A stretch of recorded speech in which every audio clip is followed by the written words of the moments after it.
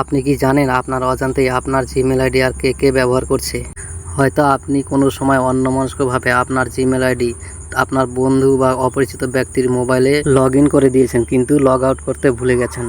এর মানে হলো আপনি আপনার নামে থাকা জিমেল আইডির ফুল অ্যাক্সেস তাদেরকে দিয়ে রেখেছেন। আবার এমনও তো হতে পারে আপনার নামে থাকা জিমেল আইডি দিয়ে তারা আইনের কাছে অপরাধ এরকম কিছু কাজ করছে, যার ফল ভোগ করতে হতে পারে আপনাকেও।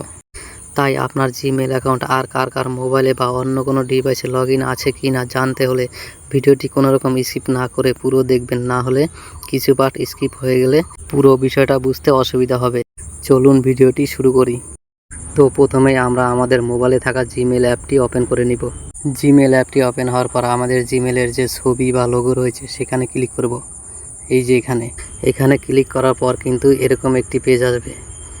এখান থেকে আমরা ম্যানেজ ইওর গুগল অ্যাকাউন্ট, এই যে এই অপশনটি এখানে ক্লিক করতে হবে। এখানে ক্লিক করলে আরেকটি নতুন পেজ খুলবে।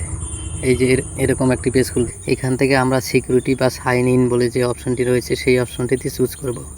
এই যে এই অপশনটি এখানে ক্লিক করলে কিন্তু আরেকটি নতুন পেজ খুলবে। এই তো পেজটি খুলে গেছে। এবার আমরা আস্তে আস্তে নিচের দিকে নামবো। এবার আস্তে আস্তে নিচের দিকে নামলে কিন্তু একটি অপশন দেখতে পাবো ইওর ডিভাইস নামে। এই তো চলে এসেছে অপশনটি। এখানেই কিন্তু দেখাবে আমাদের জিমেল আইডিটি আর কোথায় কোথায় লগ ইন করা আছে। চলুন দেখে নেই কীভাবে দেখতে হবে। এখানে আমাদের 3 নম্বর অপশনটিতে যেতে হবে। এই যে ম্যানেজ ইওর ডিভাইস, এই অপশনটিতে যেতে হবে। এই অপশনটিতে ক্লিক করলে কিন্তু আরেকটি নতুন পেজ খুলবে। এই তো খুলে গেছে। এখানে কিন্তু আমরা দেখতে পাবো আমাদের জিমেল অ্যাকাউন্টটি কতগুলি মোবাইলে বা কম্পিউটারে লগ ইন করা আছে। এই যে এখানে দেখাচ্ছে 6 সিজন অন অ্যান্ড্রয়েড ফোন, তার মানে হলো আমার জিমেলটি কিন্তু এখানে 6টি অ্যান্ড্রয়েড ফোনে লগ ইন করা আছে।